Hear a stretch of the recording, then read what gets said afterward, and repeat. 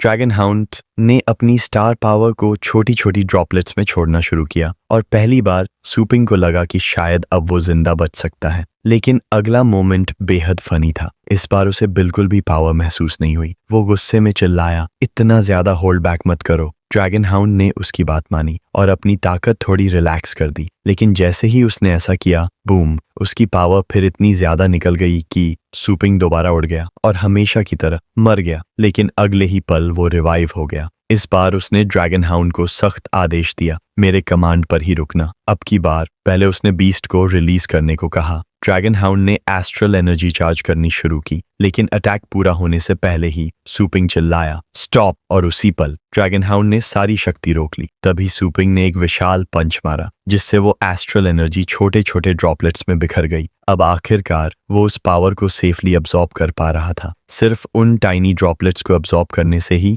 उसका शरीर star power से भरने लगा। अब जब ये तरीका काम कर रहा था तो सूपिंग ने इसे बार बार इस्तेमाल करना शुरू कर दिया। समय बीतता गया और देखते ही देखते पूरे 5 दिन गुजर गए। इन 5 दिनों में सूपिंग लगातार खून खांस रहा था। उसकी हालत पागलों जैसी हो चुकी थी, लेकिन फिर भी वो अब्सॉर्प्शन रोक नहीं रहा था। वो हार मानने को तैयार नहीं था। उसने ऑलरेडी बहुत बड़ी मात्रा में एनर्जी अब्सॉर्ब कर ली थी, लेकिन एक समस्या अब भी बाकी थी। तीसरा सील अभी तक पूरी तरह लूज नहीं हुआ था। अब सूपिंग समझ गया, अगर वो और एब्सॉर्प्शन करेगा तो उसका शरीर टूट जाएगा। फिर भी वो खुश था, क्योंकि ड्रैगन हाउंड अब पहले से कहीं ज्यादा मैजेस्टिक दिख रहा था। आखिरी बार मरने के बाद सूपिंग अपने कमरे में रिस्पॉन हुआ। जैसे ही वो उठा, उसने तुरंत अपने पेट के स्टैट्स चेक किए और जो उसने देखा उसे देखकर वो खुद शॉक्ड रह गया। ड्रैगन हाउंड अब मिड फेट रेल्म में पहुंच चुका था। हालांकि सूपिंग तीसरा सील पूरी तरह नहीं तोड़ पाया, उसकी ह्यूमन लिमिटेशंस अभी भी उसे रोक रही थीं, लेकिन इसके बावजूद सूपिंग खुद भी अब पावर से ओवरफ्लो हो रहा था। बॉन्ड कॉन्ट्रैक्ट की वजह से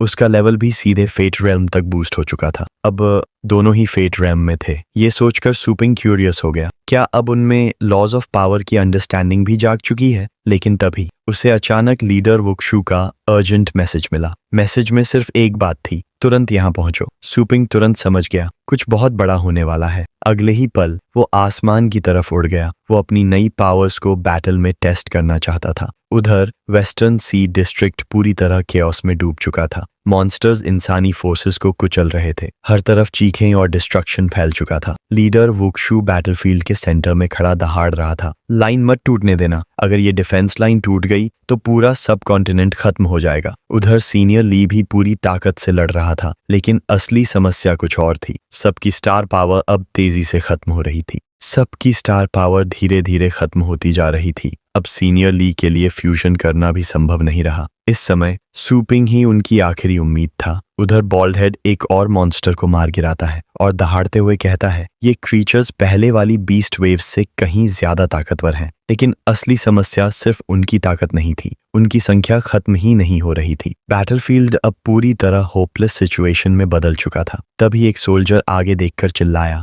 वो वॉर्टेक्स देखो, उसी पोर्टल से एंडलेस मॉन्स्टर्स निकल रहे हैं। अगर उसे डिस्ट्रॉय कर दिया जाए तो शायद ये नाइटमेयर खत्म हो सकता है। लेकिन समस्या ये थी कि उस पोर्टल की रक्षा खुद नया सी एम्परर कर रहा था। वो एक्वाटिक टायरेंट लगातार अपनी सेना भेज रहा था ताकि सभी इंसानों को खत्म किया जा सके। अचानक ड्रंकन इमॉर्टल को एक विशाल स्पीयर आर पार छेद देता है। सीनियर ली भी गंभीर रूप से घायल हो जाता है। लीडर वुक्शु और उसके लोग चारों तरफ से घिर चुके थे। अब उनके पास सिर्फ कुछ ही लोग बचे थे और हर दिशा से मॉन्स्टर्स उन्हें निगलने के लिए दौड़ रहे थे। लेकिन तभी समुद्र के अंदर से एक विशाल मेगालोडोन निकलता है। उसने अपना जाइगेंटिक जॉ खोला, मानो एक ही बाइट में सबको खत्म कर देगा। वुक्शु की आंखों में निराशा भर गई। उसे लगा यही अंत है। लेकिन उसी पल सूपिंग टेलीपैथी के जरिए आदेश देता है, सब अलग अलग दिशाओं में बिखर जाओ। उसकी कमांड सुनते ही सभी लोग तुरंत अलग दिशाओं में भाग जाते हैं और अगले ही सेकंड सूपिंग आसमान से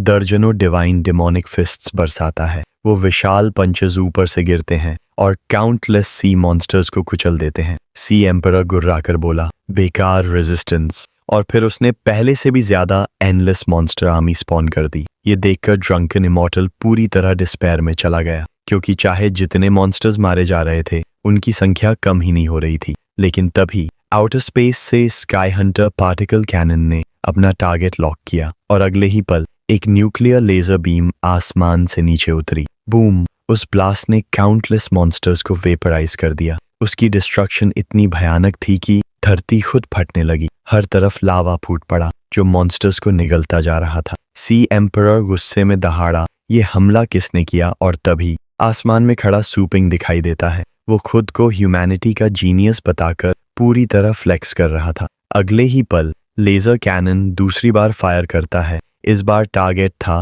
वो वॉर्टेक्स पोर्टल, लेकिन सी एम्परर चुप बैठने वाला नहीं था। उसने अपना सबसे शक्तिशाली ट्राइडेंट बुलाया और उसके साथ एक विशाल सुनामी खड़ी कर दी। वो पानी की दीवार इतनी विशाल थी कि उसने पूरे लेजर कैनन को रोक लिया। सूपिंग तुरंत कैनन की आउटपुट पावर 200% तक बढ़ा देता है, लेकिन फिर भी लेजर उस सुनामी को पेनिट्रेट नहीं कर पाता। आखिरकार वो सुनामी ब्लास्ट को कैंसिल कर देती है, लेकिन बैटल अभी खत्म नहीं हुई थी। अब सूपिंग ने खुद बैटलफील्ड में उतरने का फैसला किया। उसने सीधे सी एम्परर पर अपने डिमोनिक फिस्ट्स बरसाने शुरू कर दिए, लेकिन सी एम्परर ने अपना ट्राइडेंट उठाया और एक विशाल आइस शील्ड बना दी। सूपिंग के सारे अटैक्स उस शील्ड से टकराकर बेकार हो गए। ये देखकर वुक्शु भी स्टन्ड रह गया, क्योंकि सूपिंग जैसे मॉन्स्टर लेवल वॉरियर के अटैक्स भी असर नहीं कर रहे थे। ये देखकर सभी हैरान थे कि सूपिंग का ऑफेंस भी सी एम्परर की डिफेंस को पेनिट्रेट नहीं कर पा रहा था। सी एम्परर गुस्से से पागल हो उठा। उसने अपनी सारी शक्ति अपने ट्राइडेंट में भरनी शुरू कर दी। उसे बेहद गुस्सा आया था कि इंसान उसके डिवाइन वेपन को सिर्फ एक फॉक कह रहे थे।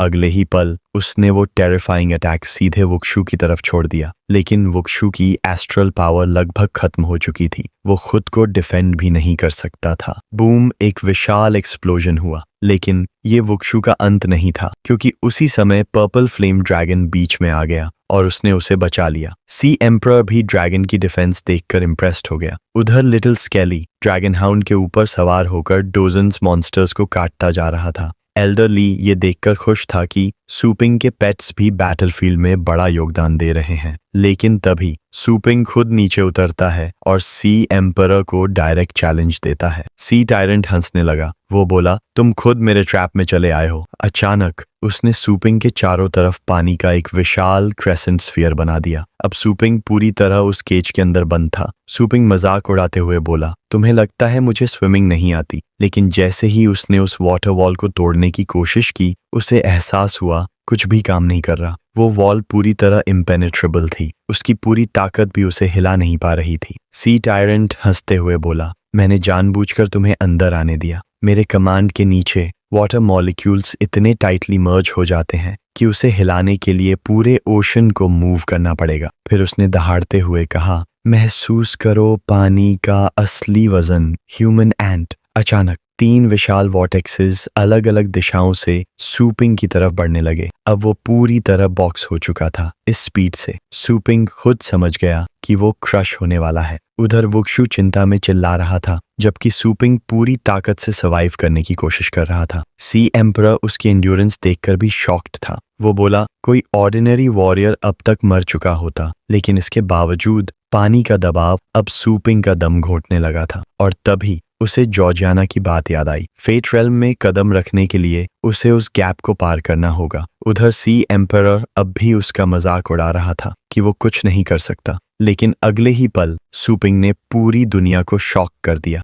बूम! उसने उस वाटर केज को पूरी तरह डिस्ट्रॉय कर दिया और आजाद हो गया। ये थी उन लॉज की शक्ति जो अब उसके पास मौजूद थी। वुक्शु ने तुरंत पहचान लिया, ये फेट रेल्म की पावर है। यहाँ तक कि सी एम्परर भी विश्वास नहीं कर पा रहा था। एक इंसान फेट रेल्म में कैसे पहुंच सकता है? वो इसे इल्यूजन समझकर मानने से इनकार कर देता है। इसीलिए वो एक माउंटेन साइज सुनामी बुलाता है ताकि इस बार सूपिंग को पूरी तरह खत्म कर सके। लेकिन सूपिंग बस अपना हाथ कैजुअली स्वाइप करता है और अगले ही पल पूरा होराइजन कट जाता है। उसके सामने एबिस खुल जाता है। ये एक टेरिफाइंग वॉइड अटैक था। उस ब्लैक एबिस ने सुनामी समेत काउंटलेस मॉन्स्टर्स को अंदर खींचना शुरू कर दिया, यहाँ तक कि सी एम्परर खुद भी उस वॉइड में खिंच गया। कुछ सेकंड बाद वॉइड बंद हो गया, क्योंकि अभी सूपिंग इतना पावरफुल नहीं था कि स्पेस रेल्म को ज्यादा देर तक फाड़ कर रख सके। लेकिन फिर भी उसकी ताकत अब बिल्कुल अलग लेवल पर पहुंच चुकी थी। वही सी एम्परर जिसने अतीत में काउंटलेस लेजेंडरी वॉरियर्स को स्लॉटर किया था, अब सूपिंग के सामने आसानी से ओवरवेल्म हो चुका था।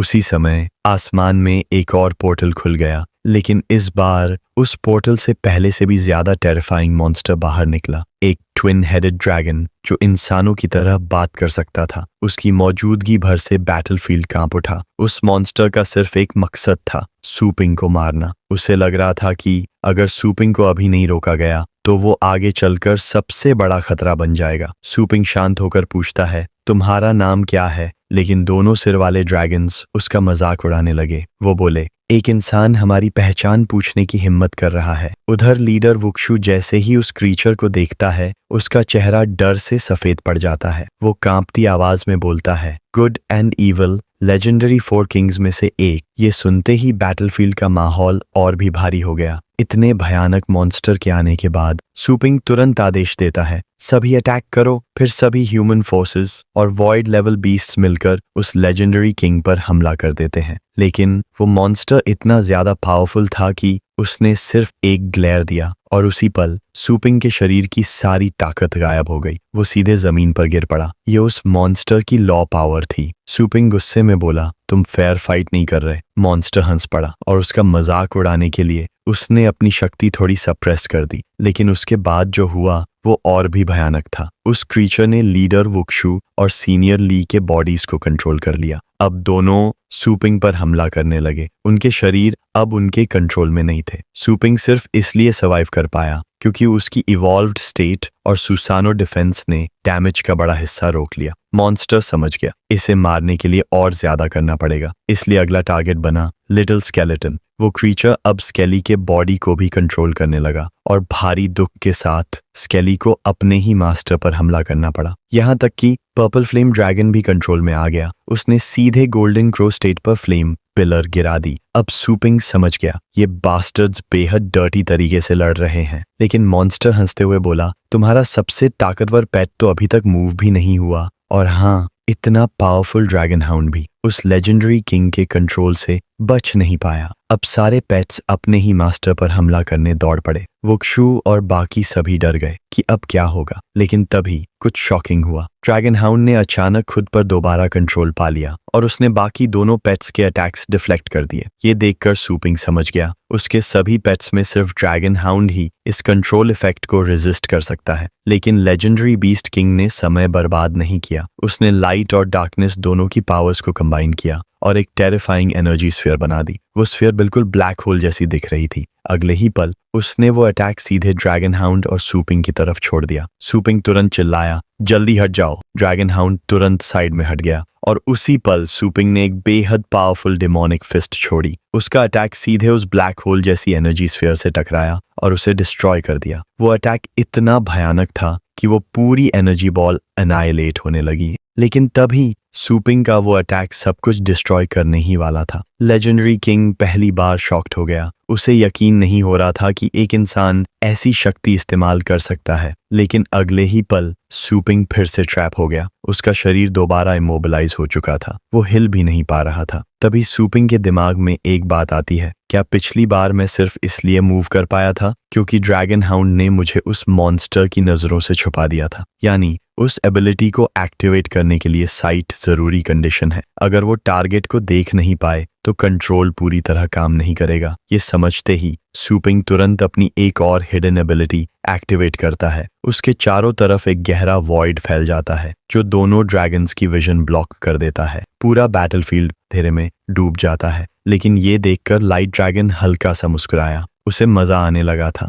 फिर उसने भी अपनी एक नई एबिलिटी एक्टिवेट की और उसी पल सू पिंग फिर शॉक में आ गया क्योंकि उसकी मूवमेंट दोबारा रिस्ट्रिक्ट हो चुकी थी। यहाँ तक कि अपने 5 सेंसेस बंद करने के बाद भी वो उन ड्रैगन्स की लॉ पावर को रेजिस्ट नहीं कर पाया। ये पावर उसकी सोच से भी ज्यादा टेरिफाइंग थी। अगले ही पल दोनों ड्रैगन्स फिर से एक दूसरी एनाइलेशन स्फीयर बनाते हैं। इस बार वो पहले से भी ज्यादा डेंजरस थी। उस स्फीयर की एनर्जी पूरे आसमान को डिस्टॉर्ट कर रही थी। लेकिन तभी ड्रैगन हाउंड तेजी से आगे बढ़ता है। वो सीधे दोनों ड्रैगन्स की तरफ चार्ज करता है और अपने अटैक से उनका ध्यान भटका देता है। ये देखकर सभी लोग स्टन्ड रह जाते हैं क्योंकि ये दूसरी बार था जब ड्रैगन हाउंड ने फेट पावर को रेजिस्ट किया था। अब ये साफ हो चुका था, हेवनली ड्रैगन हाउंड कोई साधारण बीस्ट नहीं था। वो उन लेजेंडरी किंग्स की पावर्स के खिलाफ खड़ा होने वाला अकेला क्रीचर था। तो गाइज ये मांगा अब खत्म हो चुका है। आप सभी ने इस मांगा को बहुत ज़्यादा सपोर्ट और प्यार दिया, इसके लिए दिल से थैंक यू। आपके सपोर्ट की वजह से ही हम इस सफ़र को आखिर तक पूरा कर पाए। हर लाइक, कमेंट और शेयर ने